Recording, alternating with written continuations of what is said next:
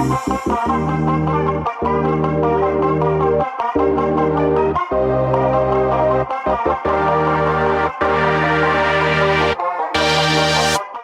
failed. I continue to fail every single day.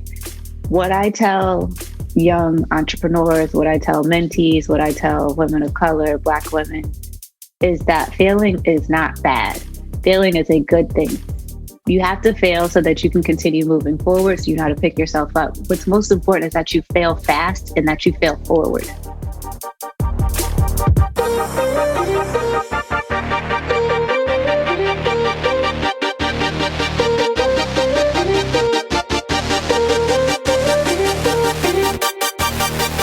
Thank you so much for tuning into this week's episode. Now it's time for my favorite segment where we get to hear from you, our listeners, about your favorite fashion moments. Hi there, I'm Becca from the San Francisco Bay Area, and my favorite fashion moment, COVID-19 edition, would be during the pandemic and throughout most of 2020.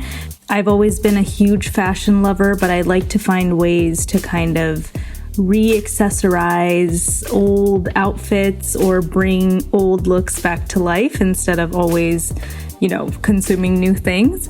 So I actually learned how to crochet my own scarves in the wintertime. So it was a super easy and fun and affordable way to not only learn a new skill, but also to revamp some old winter sweaters and stuff with a pop of color and, take an old gray sweater and I would crochet like a lavender scarf and wear that with it. And not only helped keep my creative side alive, but also teach me a new skill and teach me that I can basically do anything I set my mind to. So what I love about fashion is it allows you to change your expression as different times call for different ways of adapting, and that is my fashion moment.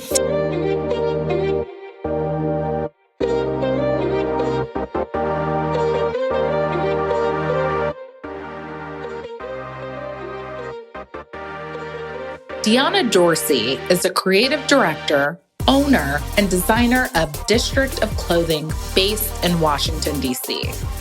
If you have ever seen the phrase, trust Black women on an item of clothing, a phrase so succinct and direct that its mere presence sends a clear message to all that witness it, Dionna is the designer responsible.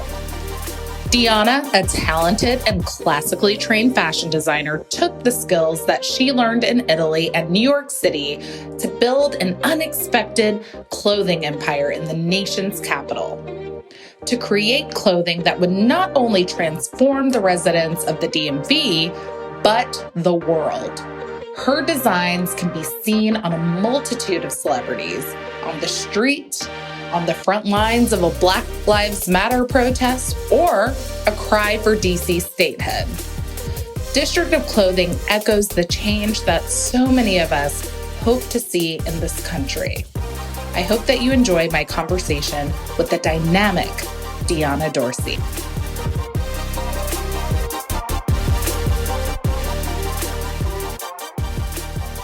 But girl, welcome to the show. I'm happy. Thank you. I'm so thrilled. And your journey is just so inspiring to me. So welcome to A Fashion Moment. Thank you for having me. Absolutely. So I would love to hear just from the beginning, where did your inspiration for fashion even come from? Like, was it, the folks who were around you? Was it something you were watching? Like, where did the inspiration come from? Yeah, I would say, again, thank you so much for having me. I'm really honored to be here and to meet you again. I would say that I don't know for sure, but I'm going to say I'm 7 or 8 years old. I used to have a ton of hair, and my mom used to have to lay me on both sides to do my hair. So it could take like 2 hours on this side and 2 hours on that side. And we used to watch great movies, while she was doing my hair. I loved great movies as a kid. And I just remember when I first saw Audrey Hepburn come down the steps. I later found out she was wearing a Balenciaga, which, became my first love. in terms of fashion, I like shot up, got burned, I got burned. And I just remember saying, Mommy, who is that? Like, I just was like moved beyond words. And to this day, she's very much a muse and an inspiration for me. But that is my first time remembering. That is my very first fashion moment. I know that I probably had lots of them because I was incredibly independent as a kid and I wanted to wear this and not that. But that is my first time remembering that fashion like stopped me and changed everything. Audrey Hepburn. Wow. And then you actually sort of go in a different direction. Like you're not like jumping into Parsons or FIT, but you went to Villanova and you were actually sort of going into the law direction. Is that? Yeah. If you ask my parents, I was supposed to be the first Black woman president. Uh-oh. And so when I was in middle school and high school, I had several internships and volunteerships on Capitol Hill at the White House. Wow. And I was on a path to go to Villanova to, kind of combine some of my loves for communication and business. And you're so good at that. I just didn't know how to, I knew that I wanted to have a little bit of fun before I went to law school. So I'm thinking like, okay, I'll go to Villanova. I always wanted to go to Villanova.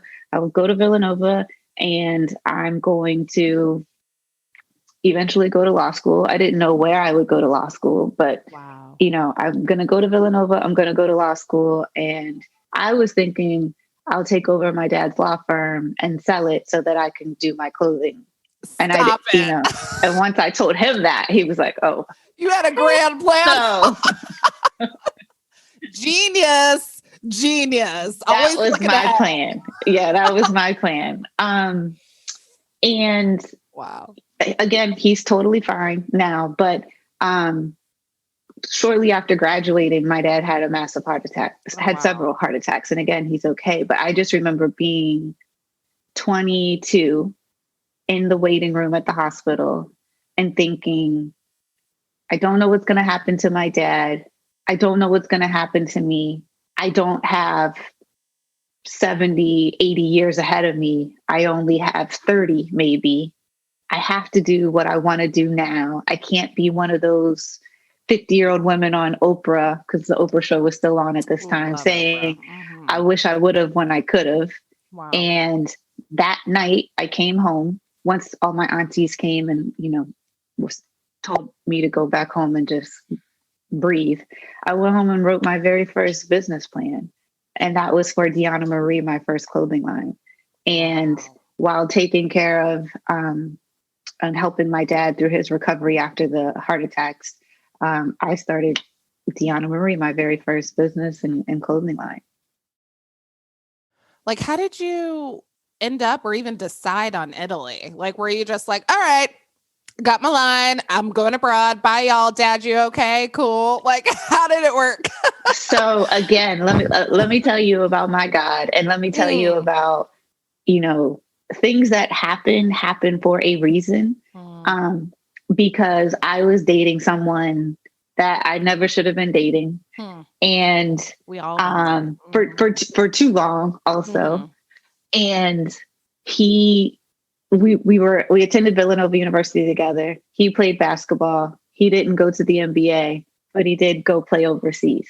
And I would travel like 3 weeks at a time, a month at a time, once my dad started getting better, to sort of like take a break. And I would travel to Italy. And at the time he was playing for Biella, which was also at the time #1 in the world for wool. And he might go on a 2 or 3 day trip, or, and I made lots of friends there. And I was just sort of meandering throughout the town.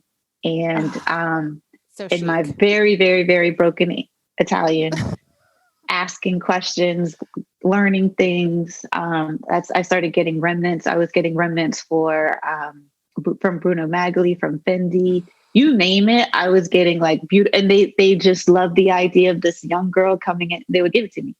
So I would travel over there with like Yeah. one big suitcase full of clothes and one empty suitcase. And I was coming back with like suitcases full of remnants, and which I actually still have in my dad's attic, which is so funny. I need to go check on that. And it happened to be one day, I think my then boyfriend was on an extended trip, and Milan is like a 55-minute train ride from Biella. So we would often, like, my friends and I would take a train from Biella to Milan, and I got lost in the Duomo because I get lost everywhere. And the Duomo is like the Times Square of New York and Milan. And very lost, pigeons everywhere. Oh, girl. Ooh, Milan. I was like, what? I literally got New York City vibes. I was like, what is going on? You know, especially coming from, you know, the South. And then girl, it's wild. And I just remember getting lost and like looking up, and the first thing I saw like on a corner was I just saw Istituto Marangoni. And I was like, oh, what's this? I went upstairs and started asking questions again in my broken English. And they're like, oh, no, we speak English. We speak English. I'm like, okay, like, I don't have to speak my broken Italian. Yeah. And they showed me around the school. I spoke with a couple of teachers, and I got an application. I went home. I think I flew home like within a day or so, and that was my time to go back to Washington, D.C. I filled out the application and I got accepted. And I just said to my dad, because mind you, I'm supposed to be going to law school, right? Yeah. Okay. I failed the what's it called? The LSAT. You know, I got a -20 on the LSAT. So I think I'm supposed to be going to design school, Dad. I got accepted. You know, can I go? And he was like, what do you mean? Can you go? You can't leave me. And, you know, this is shortly after September 11th. This is, wow. This is 2003. So this, you know, this is now 2003. Right. And so I was supposed to be leaving like early to mid-October. And it was just a very different world. You know, my family was very nervous about everything that was happening, obviously, with my dad and our family. And then, of course, like sending your baby girl over to Europe. What? You know? Nope. Not on my right. Now that I'm a parent, I'm like, nope, not happening. And he finally said, okay, because he's thinking, well, at least her boyfriend is there, so she's not totally alone. She's protected. She has something. She has someone. And I said, oh, and I need $14,000. Okay. Plus I'm gonna need some spending change. Plus I'm gonna need a flat. You know. Yep. And I said, this could essentially be my graduate school. This will be my graduate school. This will be my law school. A lot cheaper too. And he's thinking like, you know, he's putting all these things together, and he's just like, I don't see how it's going to happen, Dionna. And I used that Jay-Z song. I can never remember the name of it, where he's like 18 mil in 18 months. You know what I'm talking about? Oh my God. He's talking about like how he started the clothing line with Rockaware and like how he did all of these things. Yes. So I used that in a presentation for him, and he's like, dollars make sense to my dad, right? So he's like, okay. All right, well, we'll try this for a year. He didn't know at that time that because I already had a 4-year degree from Villanova, that this was an accelerated program and I only needed to be there for a year. So I'm like, yeah, let's try it for a year. I love it. And I got over there. Yeah. And I want to say that, you know, previously to us, like officially recording here, we were talking about failing, right? Yeah. I failed. I continue to fail every single day. What I tell young entrepreneurs, what I tell mentees, what I tell women of color, Black women, is that failing is not bad. Failing is a good thing. You have to fail so that you can continue moving forward, so you know how to pick yourself up. What's most important is that you fail fast and that you fail forward. And I think that is what I learned while I was overseas. You know, it's also very important that you take time to look up, and so while I was overseas failing, while I was not able to totally figure things out, I would just like go on these long walks and look up, and it's like, okay, I definitely did not do well on that yesterday, but I can do better on that tomorrow. And when I was overseas, it was kind of like my wilderness time, and it just helped me get to know myself, get to understand my strength. I was in another country. Bush was a president of the United States, and they were not happy with Bush, No. So I could be at the butcher, girl. And I'm trying, this is when I ate a lot of meat. I'm at the butcher and they're like screaming at me about Bush. And it was not comfortable, because again, it's a different world. It's 2003 and I'm by myself and I speak English in like very, very broken Italian. I kind of like meshed my Spanish and Italian together. That's how I would like get by when I was by myself. But I say that to say that we have to trust the process, but most importantly, we have to trust ourselves. We have to trust in our ability to do. We have to trust in our ability to keep moving forward. And we have to remember that like we are significant and the work that we do is significant and the people that God has made us to be, we are significant too. And so I wanted to kind of expand on that. I'm sorry I took us off on a tangent.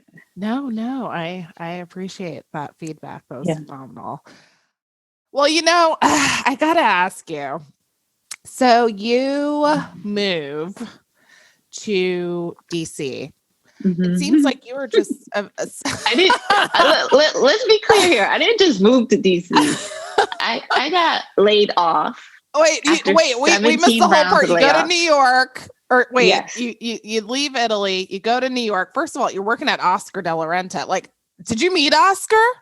I did not meet Oscar. I was working I take that back. I did meet Oscar, but I want to be clear. I wasn't working specifically for Oscar. I was working for Fleet Street, which was a brand of outerwear that was producing apparel, mainly outerwear coats for Oscar de la Renta. And so, and this being in the industry, everything is licensed, right? So I'm working for Fleet Street. We're doing outerwear, and I'm specifically working on the Oscar de la Renta brand. Amazing. Right? Yeah. And yes, I did meet Oscar.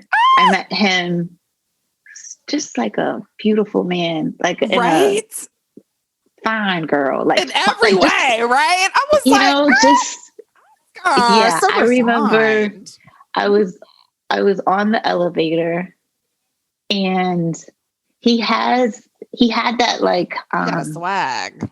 Yeah, I know y'all can't see me, but I'm moving, right? Because he just kind of was. He just moved. Yeah. And so he is an outwardly beautiful older gentleman, right? Wow. But his spirit was kind too, because he took time out of his day. Mind you, this is Oscar de la Renta, right? Lord. And I am a young Black designer in New York City, right? So there are two brown people on this elevator at the same time, brown and Black.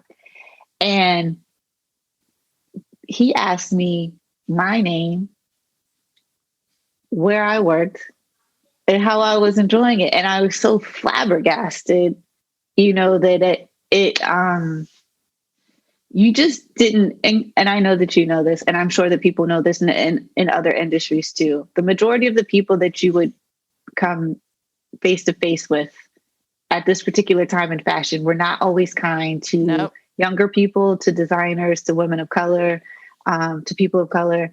And if you were not on one of those higher level floors, if you're like on one of the lower levels, that meant your pay grade was way lower than everybody else's. And they did not treat you very kindly. Yeah. And so for this being like one of my very first gigs, because I wasn't even full time, it was awesome. It was just a very beautiful moment for me. I love it. usually on the show, we always ask like what your favorite fashion moments of all time are. I think we already have two. We have two significant ones for you, which are amazing. So you know, you survive several layoffs in New York, and then you pivot to, or you move home. I got laid off. Home, yes. like I want to be childhood clear. home. Right. I want to be clear and just let people know, it wasn't like success. Again, you can't see me, but success is not linear. It's not just a mountain climb up. It's several valleys. And I got laid off. I stayed in New York City for one more year, trying to make it work. Like, God, come on, God, come on. And he was like, no. And let's also be clear. And I know, hopefully some of your listeners will remember, like, this is 2008, this is 2009. And so the world is changing once again, right? We're dealing with this horrific economic collapse. The fashion industry was the first to go. We're still, things are changing. Obama is like rising, but not yet, he hadn't yet been elected. And I stayed in New York after being laid off. I stayed in New York for another year, and a year and some change, and just trying to make it work. I had friends who I was very blessed to receive a nice package and to have a family who supported me, still trying to make this work. Absolutely. But I had friends sleeping on my floor, sleeping on my couch, sleeping on my bed. Like, we were all kind of coming together, trying to make things work in the fashion industry, not really knowing what was coming. But this was like everyone's big dream for a really long time, especially Black and brown girls and guys. And so I eventually, something just tells me, at that time, I probably would not have attributed, but I now know that God was like, girl, take your tush home, go home. Okay. And I was blessed to have a home to go home to. Amen. So yes, I came back home to Washington, D.C. I stayed in the same house and bedroom that I grew up in when I was a child. And I tried to find work here in D.C. as a brand strategist, was what I was thinking. Like, oh, I've worked on these huge brands in New York City. Mm-hmm. I've worked in these, global retailers. I should be fine. And again, this is now November 2009 when I finally made my way back to DC. DC was not what it is today. They were like, a creative what? You're a creative director, a designer of what? Everyone here, what I call penguins, black and white suits and tuxes. And if you're not in politics or finance, what are you doing here? You must be here for a gala. Well, no, I want to make the gowns for the folks, who are going to the gala. Like, and they were like, oh, we just go to Neiman's. What are you talking about? We're at Saks. And so I couldn't get hired, or I should say, I could not get hired at the pay rate that I knew that I deserved. And so again, another, what I'm considering a failure in my head, but I had to hire myself. So you're at home and you're looking for work in DC. Looking for work in DC as a creative, like years ago. I mean, I attended Howard. I started in 2002, and DC even then was just like, huh? Like, what is going on? And even returning from New York, I was like, well, I dress Mika Brzezinski and like Joe. Like, that's the closest I had ever come to like actual politics or being involved in that way. So what was the bridge for you in terms of making that brand strategist and your design and branding company come to life? Yeah. So Dionna Dorsey Design, she'll actually be, 11. Wow. In January. What were you, 15? What were you, 15? You look good, girl. You drinking water? Thank you. All water. You look stress, good, girl. All water. Thank you. So when I got here again, I'm interviewing and I was offered positions, but it wasn't at the level that I had come from in New York City. And I didn't always understand my worth, but I knew my worth. And I was like, like, you're not paying me, Dionna, that's just not going to work. And then I think it's also, for me at least, like it's really challenging to like change your lifestyle and go back or, do like, I had already graduated from certain things, so I wasn't going to be staying with 4 other people in a house. Like, I'm no longer in college. I'm not doing that right now. And so, excuse me. And so again, this is so dated. So again, this is like November, December 2009. Wow. I put an ad out in Craigslist. Wow. Looking for people who needed help.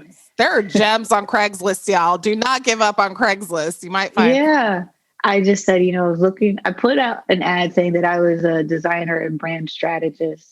Or I don't even know if I was using the coin. I don't know if I had said brand strategist at that time, but I think I probably said that I was a designer, graphic designer, and like branding person is probably what I said, something along those lines.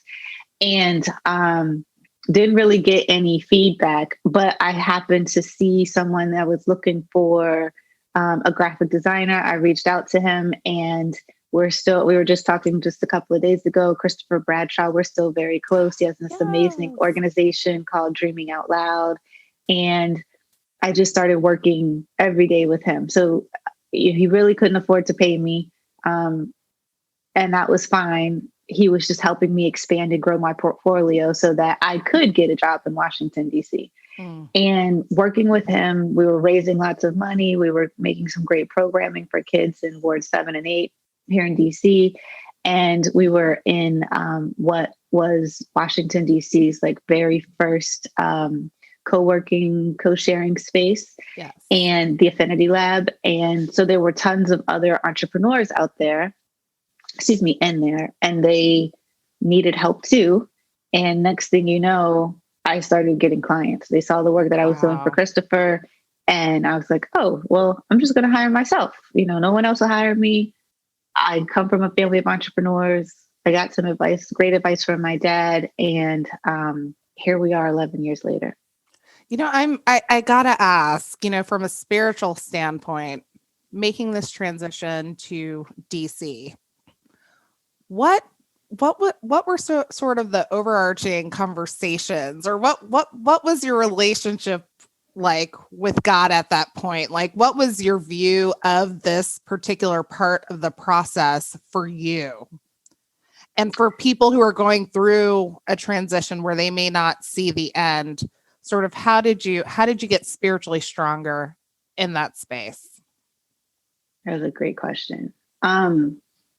I think it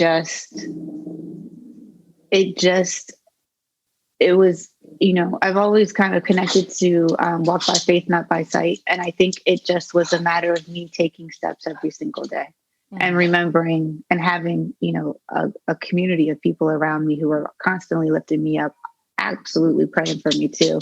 But just saying, you just have to keep moving forward. Just have to keep moving forward. And I think spiritually, I was young. I was growing in the Lord.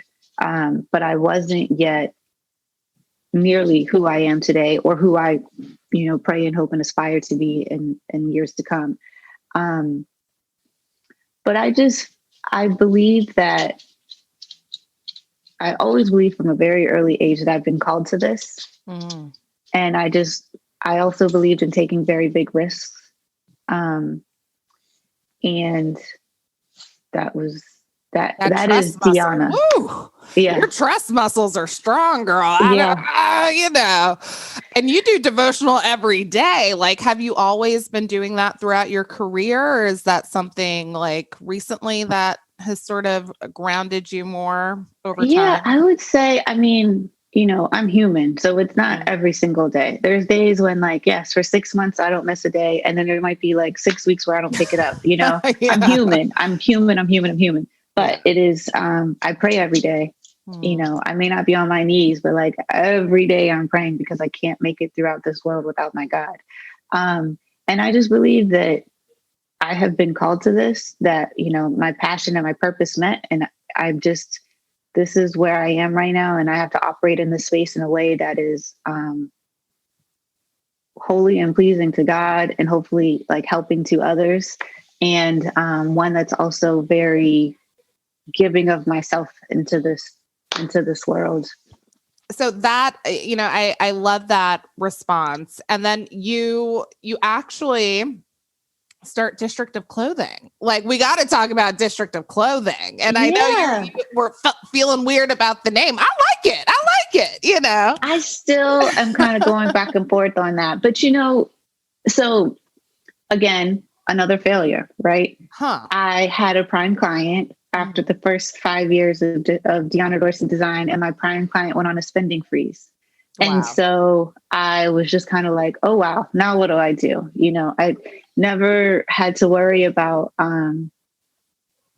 paying for my bills because everything was covered with my prime client. And then next thing I know, everything that I had been depending on for the last 5 years, poof, gone. Wow. And I realized very quickly, I'm one of these,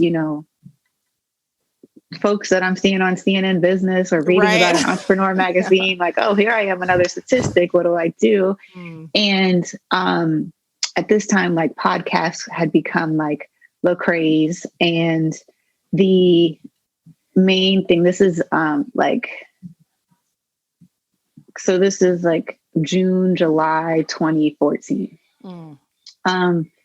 And I was doing a mastermind, and with a couple of friends, we had this office space here in Washington, D.C. We called ourselves the Creative Collective. Yes, and, Creative Collective. Yeah, all women business owners. Wow. And it's just we need passive income. We need passive income so that we will be able to, make things meet in the off months. We just need passive income, and we just start building wealth.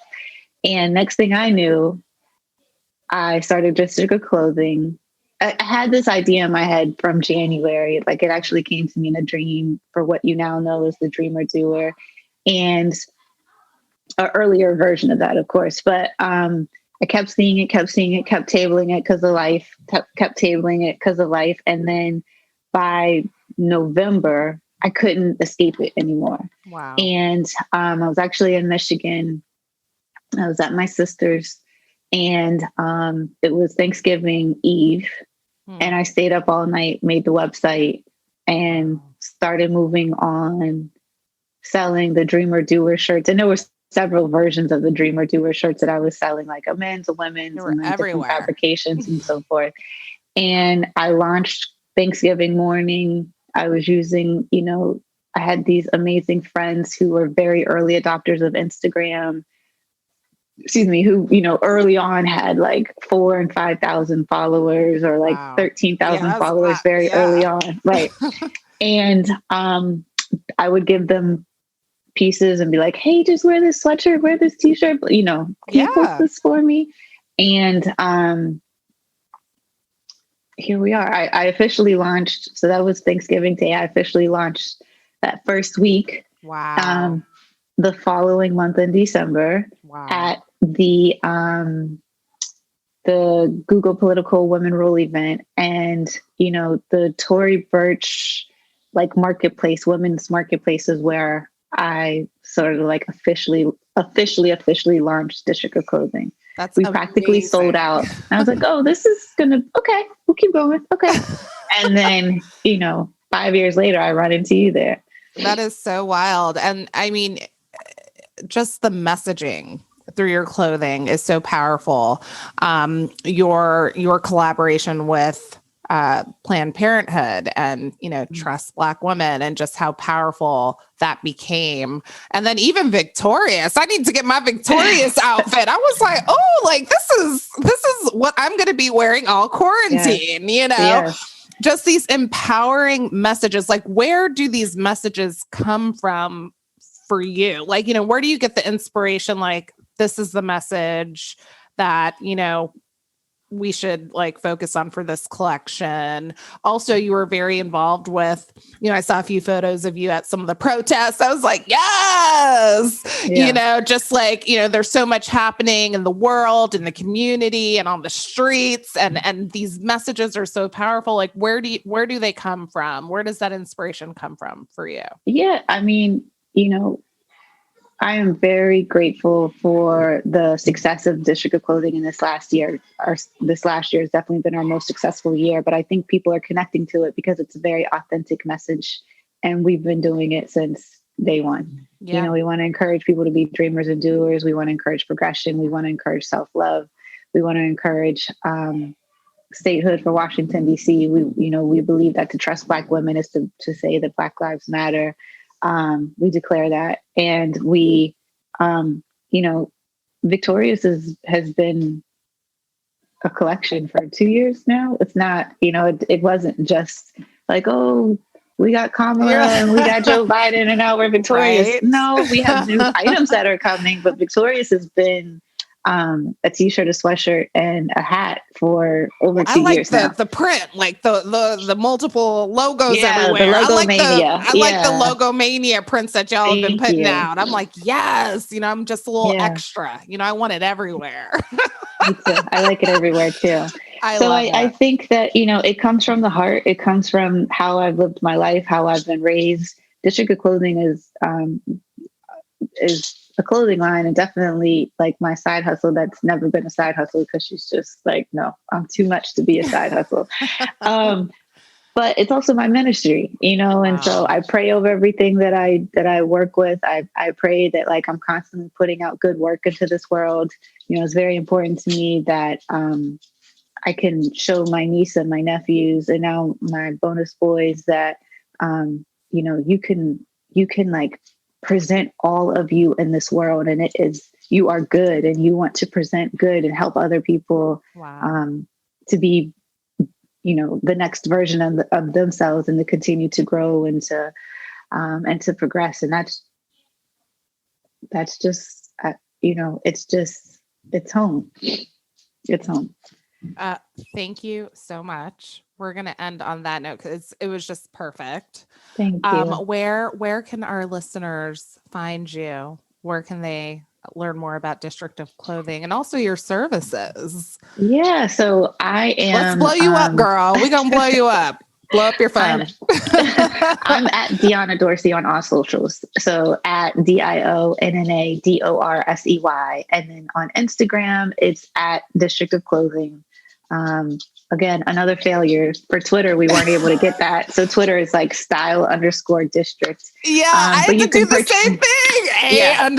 _fashion moment. I'm like, how is that? That doesn't work.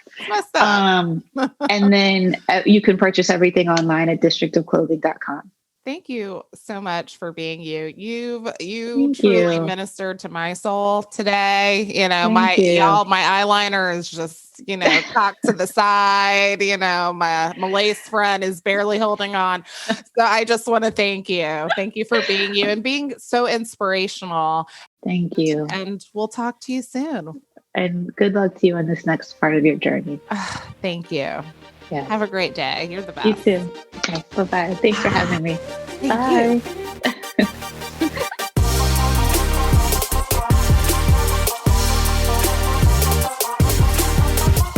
Thanks so much for joining me for this week of A Fashion Moment. If you like what you hear, we'd love for you to join our community of listeners and spread the word about the show.